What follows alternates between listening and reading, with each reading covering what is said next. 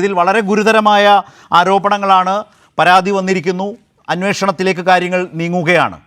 വളരെ പ്രധാനപ്പെട്ട നിരവധി വിഷയങ്ങൾ BJP പ്രതിക്കൂട്ടിലാക്കുന്ന, കേന്ദ്ര സഹമന്ത്രിയെ പ്രതിക്കൂട്ടിലാക്കും വിധം വെളിവായി നിൽക്കുകയാണ്. തൃശ്ശൂരിലെ ഈ വിജയത്തിന് പിന്നിലെ കള്ളക്കളികളുമായി ബന്ധപ്പെട്ട്, വോട്ടർ പട്ടികയിലെ ക്രമക്കേടുമായി ബന്ധപ്പെട്ട്.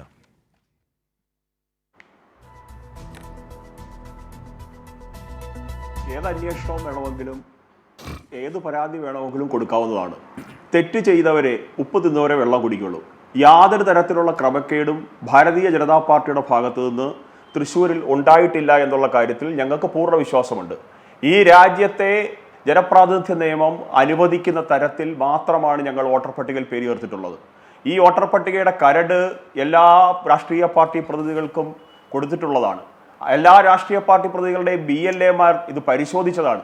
അതിനുശേഷം ഫൈനൽ വോട്ടർ പട്ടിക പ്രസിദ്ധീകരിക്കുന്നതിന് മുമ്പ് ഏതെങ്കിലും തരത്തിലുള്ള ആക്ഷേപം ഉന്നയിക്കാനുള്ള സമയം കൊടുത്തിട്ടുണ്ട്. അന്നൊന്നുമില്ലാത്ത ആരോപണം ഇന്ന് ഇലക്ഷനും തോറ്റ് പൊട്ടയിട്ടതിന് ശേഷം ഇത്തരത്തിലുള്ള ആരോപണം ഉന്നയിക്കുന്നത് വെറും ബാലിശമാണ്. ഇങ്ങനെ BJP നേടിയ, ശ്രീ സുരേഷ് ഗോപി നേടിയ തിളക്കമാർന്ന വിജയത്തെ ഏതെങ്കിലും തരത്തിൽ ഇകഴ്ത്തിക്കാട്ടാമെന്ന് ചിന്തിച്ചാൽ അത് ജനങ്ങൾ പുച്ഛത്തോടെ തള്ളിക്കളയുകയുള്ളൂ.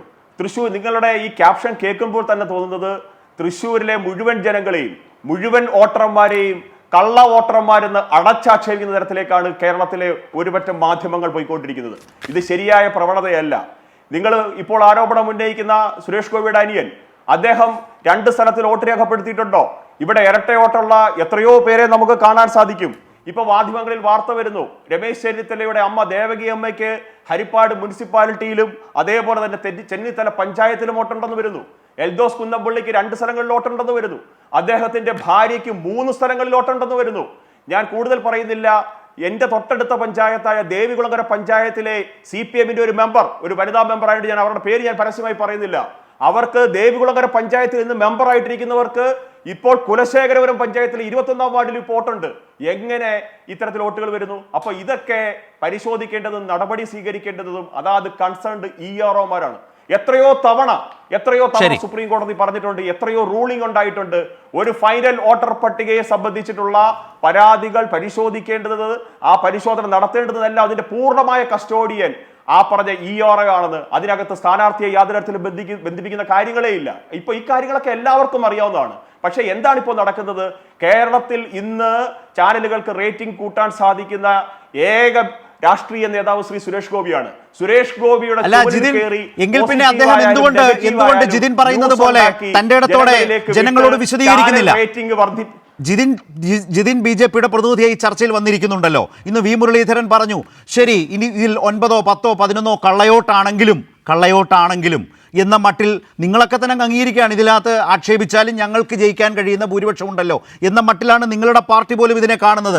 ഇന്ന് എന്തേ ആ കേന്ദ്ര സഹമന്ത്രി ഈ വിവരങ്ങൾ ജനങ്ങളോട് പറയാൻ ഭയക്കുന്നു?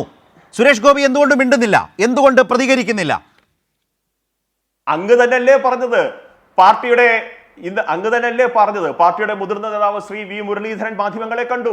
ഇന്ന് പറഞ്ഞതിലെ ഒരു രസകരമായ ഭാഗം ഞാൻ പറഞ്ഞത്, നിങ്ങൾ വിളിക്കുന്ന എല്ലാ ചാനലുകളായ സുരേഷ് ഗോപി എവിടെ? കേന്ദ്ര സഹമന്ത്രി എവിടെ? അദ്ദേഹത്തിന്റെ ജയത്തെയാണ് സംശയിക്കും വിധത്തിലേക്ക് തെളിവുകൾ പുറത്തു വരുന്നത്. ഈ രാജ്യത്തെ ഒരു കേന്ദ്രമന്ത്രിക്ക് എന്തെല്ലാം തരത്തിലുള്ള ജോലികൾ അറിയാമേത്താണല്ലോ.